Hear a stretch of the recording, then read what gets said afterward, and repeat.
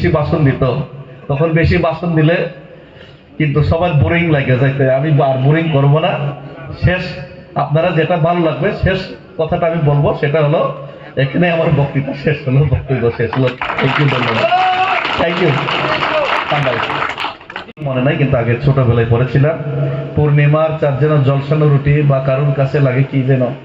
কিন্তু যারা পেটের ক্ষুধার্ত, পেটে ক্ষুধা, যে জায়গাতে অশান্তি, যে জায়গাতে গরিবী, এখানে কিন্তু আমরা চাঁদটাকে কি পূর্ণিমার মতো কি সুন্দর, এটা চিন্তাধারা করার আমরা সময় নাই। কিভাবে বাঁচা যায়? বাড়িঘরের মধ্যে ঝগড়া বেশি থাকে, অশান্তি থাকে, তাহলে কি বাড়িঘর বরকত হয়, উন্নতি হয়? হয় না তো। তো সেই কারণে ঐক্য এবং সম্প্রীতি যেখানে থাকে, শান্তি যেখানে থাকে, সেখানেই বরকত হয়, উন্নয়ন হয়, উন্নতি হয়, সেখানেই নতুন নতুন আইডিয়ার জন্ম নেয়। কিন্তু আপনারা দেখেন ইউরোপ কান্ট্রি আজকে সবচেয়ে বেশি ডেভেলপ, ব্রিটেন বলুক, আমেরিকা বলুক, সুইজারল্যান্ড বলুক, আমাদের কাছে স্বর্গের মতো লাগে, কিন্তু ঠিক না? কিন্তু এখানে কেন এত বরকত হয়েছে, উন্নয়ন হয়েছে? কারণ ওই দেশগুলিতে এখন আপনারা দেখবেন আমাদের দেশের তুলনায় কিন্তু অনেক শান্তিতে আছে, অনেক ঐক্য আছে, ইউনিটি আছে। আমাদের এখানে হয়তো বিভিন্ন জিনিস নিয়ে আমরা দাড়ি নিয়ে প্রশ্ন করি, কে পূজা করছে সেটা নিয়ে প্রশ্ন করি, ইন্ডিয়া বলক, বাংলাদেশ বলক, পাকিস্তান বলক, এইসব নিয়ে আমরা বেশি ব্যস্ত। কিন্তু আমেরিকা, লন্ডন, এইসব জায়গাতে এইসব নিয়ে ব্যস্ততা নেই, ঐক্য আছে, ইউনিটি আছে। তাদের শুধুমাত্র কিভাবে ডেভেলপ করা যায়, কিভাবে সোসাইটিকে, সমাজকে এগিয়ে নিয়ে যায়, কিভাবে আমাদের 100 বছর পরে কি হবে, এইসব নিয়ে ওনাদের জ্ঞান ধারণা, চিন্তাধারা।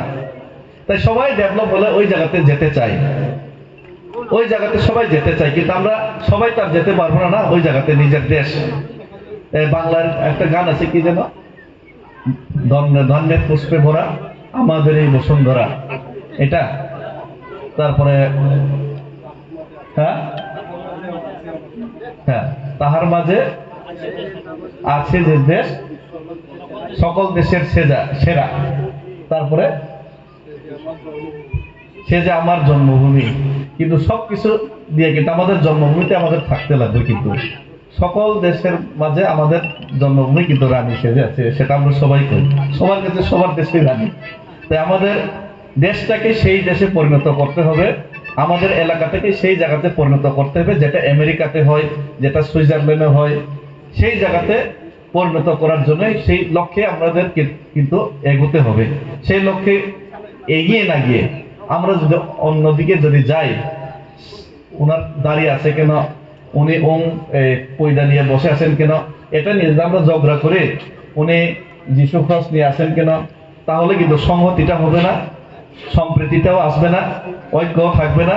আর ঐক্য এবং সম্প্রীতি যেখানে নেই, সেখানে শান্তিও আসবে না। আর শান্তি যেখানে নেই, অশান্তি যেখানে বাতাবরণ, সেখানে উন্নয়নও হবে না, নতুন নতুন চিন্তা ভাবনা, নতুন নতুন বিচারধারা, চিন্তাধারা, সেটাও আসবে না। অর্থাৎ আমাদের আগামী প্রজন্ম কিন্তু খারাপের দিকে চলে যাবে। তাই ঐক্য এবং সম্প্রীতি খুবই প্রয়োজন আমাদের জন্য আজকের দিনে। সেটা কে লক্ষ্য রেখে, সেটাকে উদ্দেশ্য রেখে, আমি জানি না কি উদ্দেশ্য নিয়ে আজকে আপনারা সংহতি মেলা করছেন, কিন্তু লক্ষ্য উদ্দেশ্য সেটাই হওয়া দরকার। এবং সেই লক্ষ্য উদ্দেশ্য নিয়ে আমরা যদি চলি, তবেই কিন্তু আমাদের দেশটাকে কিন্তু রানী বানাতে পারবো, সকল দেশের মাঝে রানী সাজিয়ে আমাদের দেশটাকেও রাখতে পারবো। না হলে কিন্তু ওই কবিতার মধ্যেই থেকে যাবে, কিন্তু বাস্তবে কিছুই হবে না। তো বাস্তবে করতে হলে বাস্তবিক ভাবে আমাদের এই দেশটাকে, আমাদের ঐক্যটাকে মজবুত করতে হবে, মজবুত করার কাজই আমাদেরকে করতে হবে। এবং সেটা আমাদের মাধ্যমে, সবার চেতনার মাধ্যমে সেটা সম্ভব। আর সেটা যদি আমরা চিন্তা না করে, যদি অন্য চিন্তা করি, আমরা যদি একে অপরের বিরুদ্ধে যদি আমরা কাদা ছুড়াছুড়ি করে, একে অপরের বিরুদ্ধে যদি আমরা যদি, সে দাঁড়িয়ে আছে, সে অমুক আছে, সে নিয়ে যদি আমরা ঝগড়াঝাটি করি, তাহলে কিন্তু সেই ঐক্য এবং সম্প্রীতি এবং সেই মহামিলন এবং সেই সংহতি, সেই শান্তি কোনো দিন থাকবে না। আর শান্তি না থাকলে কোনো দিন আমাদের নতুন নতুন চিন্তাধারা, নতুন নতুন চিন্তা চেতনা, সেটা জাগ্রত করার সময় আমরা পাবো না। সুতরাং এই জিনিসগুলো আমাদেরকে মাথায় রাখতে হবে, এই জিনিসগুলি আমাদের চিন্তায় রাখতে হবে। যে দেশাই করুক, যে দল যে বর্ণই করুক, যে ধর্মই করুক, কিন্তু মূল লক্ষ্য উদ্দেশ্য আমাদের এটাই হওয়া দরকার ঐক্য এবং সম্প্রীতির মাধ্যমে দেশটাকে এগিয়ে নিয়ে যাওয়া, এলাকাকে এগিয়ে নিয়ে যাওয়া। তাই আমি আর বেশি কিছু বলবো না। হয়তো আজকের দিনে আনন্দ উৎসবের ফুর্তির দিন, আমার বক্তৃতাগুলি হয়তো সেটা আনন্দ এবং ফুর্তির মধ্যে বাধা হয়ে দাঁড়াতে পারে, তাই আমি আর বেশি কিছু বলবো না। আগে অনেক মন্ত্রীরা কিন্তু বেশি ভাষণ দিত, তখন বেশি ভাষণ দিলে কিন্তু সবার বোরিং লাগে যাইতে, আমি আর বোরিং করবো না। শেষ আপনারা যেটা ভালো লাগবে শেষ কথাটা আমি বলবো, সেটা হলো এখানে আমার বক্তৃতা শেষ হলো, বক্তব্য শেষ হলো। থ্যাংক ইউ, ধন্যবাদ।